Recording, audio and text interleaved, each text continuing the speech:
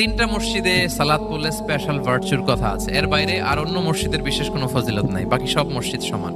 এক হচ্ছে মসজিদুল হারাম, 1 রাকাতে 1,00,000 রাকাত। 2 নাম্বার মসজিদে নববী, 1 রাকাতে 1000 রাকাতের সওয়াব, আর একটা দুর্বল বর্ণনায় 50,000 রাকাতের সওয়াব। 3 নম্বরে এই মসজিদুল আকসা, 1 রাকাতে 500 রাকাতের সওয়াব। এই 3 মসজিদে যেন আমরা যে সালাত আদায় করতে পারি, আল্লাহ তুমি তৌফিক দান করো। 2 মসজিদে তো একেবারেই সহজ যাওয়া, মক্কা মদিনাতে।